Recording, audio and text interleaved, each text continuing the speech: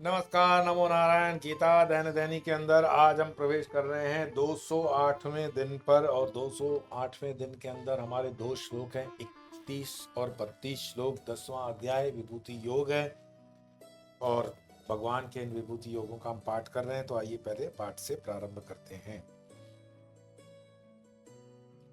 पवन पवतामस्मि राम शस्त्रभृतामहम् झषाणां मकरश्चास्मि स्तोत्रसामस्मि जाह्नवी सर्गाणां मादि अन्तरश्च मध्यं चैवाम अर्जुन अध्यात्मविद्या विद्यानां वादः प्रवदतामहम्। और मैं पवित्र करने वालों में वायु और शस्त्रधारियों में श्री राम तथा मछलियों माने जलचरों में मैं मगर हूं और नदियों में गंगा जी हूं। और हे अर्जुन, सृष्टियों का आदि और अंत तथा मध्य भी मैं ही हूं। मैं विद्याओं में अध्यात्म विद्या अर्थात ब्रह्म विद्या और परस्पर विवाद करने वालों का तत्व निर्णय करने के लिए किए जाने वाला वाद। बहुत ही मैंने जैसे कहा, पवित्र से पवित्रतम, श्रेष्ठ से श्रेष्ठतम जो भी विभूतियां हैं वो परमात्मा की है।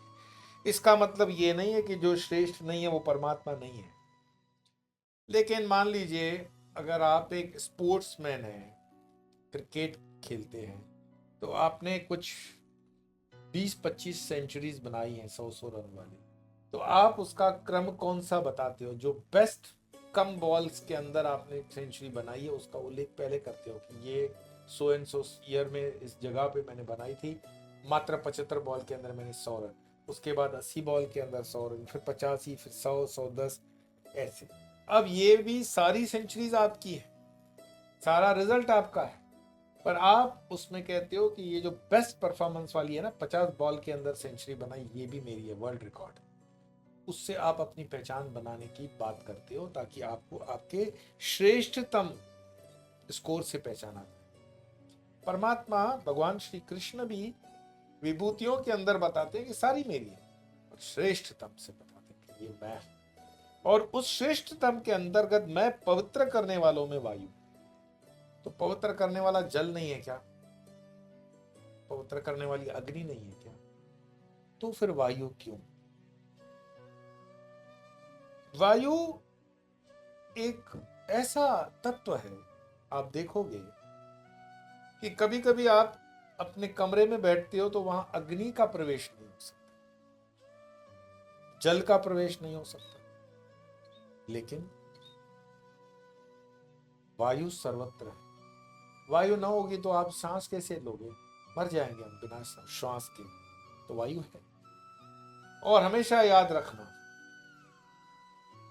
जहां वायु है वहां कुछ भी सीक्रेट नहीं रह सकता। आपके मुंह से निकला हुआ शब्द आपने बोला नहीं कि वो वायु में तैरता हुआ विराट में चला गया और वो प्रमाण बन जाता है। इसकी मैं आपको प्रमाण की कहानी भी बता दूं।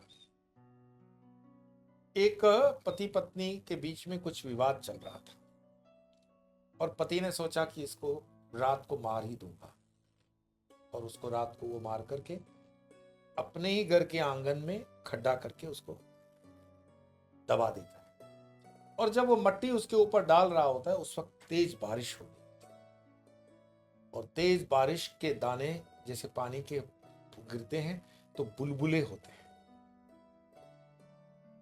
और वो बुलबुले काफी उसके आसपास हो रहे हैं, खूब पानी बरस रहा है और उसने उसको मारते हुए अंदर डाल रहा है। तब पत्नी मरते मरते अपने पति से कहती है कि तुम्हें लगता है तुम बच जाओगे? तुम नहीं बचोगे। तो पति कहता है कि पगली, कौन मेरा यहाँ प्रमाण है? तो वो कहती है कि ये बुलबुले तुम्हारी गवाही देंगे, ये बुलबुले प्रमाण हैं। और चूंकि उसने कहा और पवन में वो बात रही, कॉस्मिक डिजाइन कमांड है। 15-20 साल हो गए, उस पति ने दूसरी शादी कर ली, पत्नी हो गई, पत्नी के बच्चे हो गए। 15-20 साल के बाद परमात्मा का न्याय काम करता है, फिर से वही सीन, बारिश है। इस बार पत्नी से प्रेम है, झगड़ा नहीं दूसरी पत्नी से। और वो बुलबुलों को देखता रहा। तब पत्नी उसको पूछती है कि क्या देख रहे हो? बोले बस ये पानी के बुलबुले देख रहा हूं। कि एक पागल इंसान ने कहा था कि बुलबुले तेरे गवाह हैं, तेरे को सजा दिलवाएंगे। बोले कैसी सजा? बोले देख बात तो बहुत पुरानी है, इसीलिए दिल पे मत लेना। आज से 20 साल पहले मेरी जो पहली पत्नी थी ना, मैंने उसको मार करके इसी जमीन के नीचे गाड़ दिया था। और जो मर रही थी तब उसने बोला कि बुलबुले तुम्हारे गवाह हैं। और उसको मरते हुए 20 साल हो गए। कौन गवाह, कौन सा बुलबुला? अगले दिन सुबह घर पे पुलिस आई और दूसरी पत्नी ने कहा कि पहली पत्नी ने सच कहा था कि बुलबुले गवाह हैं। तुमने कहा कि इसमें वो है जमीन के नीचे, पुलिस आएगी, उसने खोदी, उसकी लाश की हड्डियां मिली, उसको अरेस्ट किया गया। और पत्नी का तर्क ये था कि जो पहली को मार सकता है वो दूसरी को भी पागलपन में मार सकता है। लेकिन ये न्याय तंत्र वहीं का था। मैंने आपको बताया पवन के अंदर कोई भी चीज बोलो वो रिकॉर्ड होती है। साल लगते हैं, समय लगता है, युग लगता है, जन्म भी लग सकता है, लेकिन वो व्यर्थ नहीं जाता। Note it for ever. तो मैं पवित्र करने वालों में वायु और शस्त्रधारियों में श्री राम हूं। वो कहते तो परशुराम भी कह सकते थे। मैं इस पर अगर व्याख्या करने जाऊंगा तो 10 मिनट की जगह आपको 10 घंटे बैठने पड़ेंगे। लेकिन शस्त्रधारियों में श्री राम श्रेष्ठ हैं, ऐसा गीता कहती है।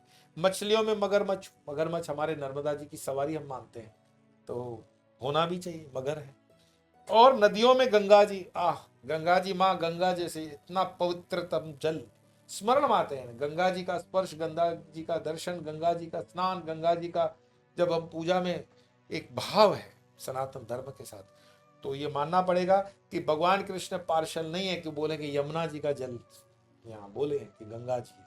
और गंगा जी क्यों गंगा जी है? क्योंकि सुरसरी निकली भगवान विष्णु के श्री चरणों से निकलती है और शिव की जटा में समाती है। आप नक्शा समझ लो, विष्णु कहाँ खड़े हैं, शिव कहाँ खड़े हैं, और फिर गंगा कहाँ आएगी।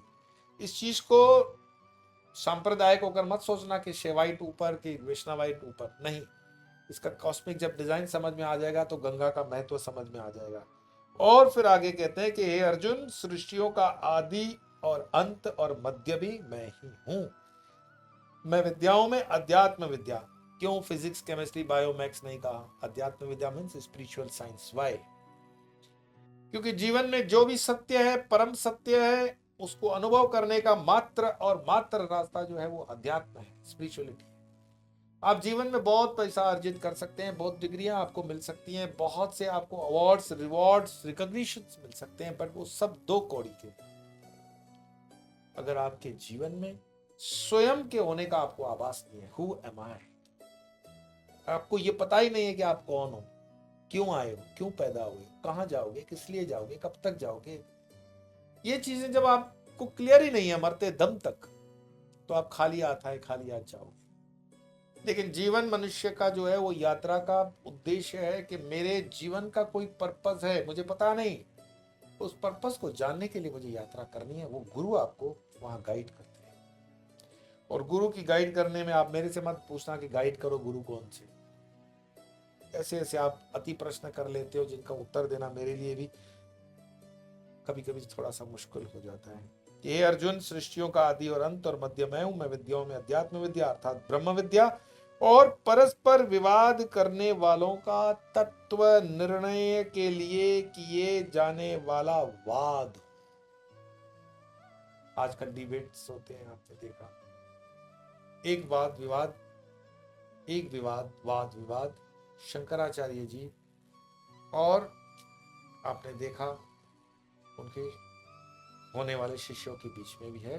तब वो बुद्ध धर्म के लिए थे, उनको परास्त करते। उसकी गरिमा क्या है, उसके नॉर्म्स क्या है। आजकल जो डिबेट आप देखते हैं वो चाहे अमेरिकन प्रेसिडेंट्स के लेवल का ही क्यों ना हो डिबेट, हम अपने लेवल से इतने गिर चुके हैं, इतने गिर चुके हैं कि हम निजी मैटर्स में आ जाते हैं, पर्सनल लेवल पे आ जाते हैं, और कुछ नहीं कर सकते तो पर्सनल लेवल में आ जाते हैं। वो पिछले दिनों जब भारत का चुनाव चल रहा था तो आपने देखा कितने लेवल तक नेता गिर रहे थे। उसको हम नहीं कहेंगे कि ये वाद है, उस वाद का जो श्रेष्ठतम वाद, मैंने एक बिल्कुल निष्पक्ष होकर के आपको बताऊं, मैंने एक कुछ मिनटों का वाद देखा था शशि थरूर जी का, जो उन्होंने यूके के अंदर भारत को लूटने के संदर्भ में ब्रिटिश को उनके ही जमीन पर कोस रहे। बहुत अच्छा। मैंने एक वाद ओवैसी का भी देखा है, पाकिस्तान के अंदर भारत के मुसलमानों को उनके नसीब पे छोड़ दो, आप लोग मगजमारी मत करो उसमें। लेकिन कई कमजर्फ हिंदू नेता हैं जो अपने ही देश के कपड़े उतारने के लिए विदेश जाते हैं। मैं नाम इसलिए नहीं ले रहा हूं कि आजकल वो 99 पे खेल रहे हैं। अपने देश को जितना बदनाम करने को मतलब उनको कोई ही नहीं, और उनको उनमें गर्व महसूस होता है। पता नहीं वो कौन सी परंपरा से चलती है, लेकिन जो ठहराव में है, जो मैच्योर्ड है, वो वाद और विवाद को एक गरिमा पूर्ण करते हैं।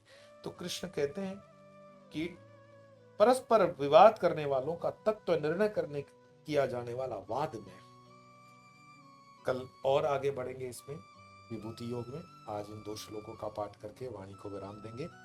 पवनः पवतामस्मि रामः शस्त्रभृतामहम् जषाणां मकरश्चास्मि स्तोत्रास्मि जाह्नवी सर्गाणाम् आद्यन्तरश्च मध्यं चैवाम अर्जुन अध्यात्मविद्या विद्यानां वादः प्रवदतामहम्। आज इतना ही, कल फिर मिलेंगे, तब तक के लिए नमो।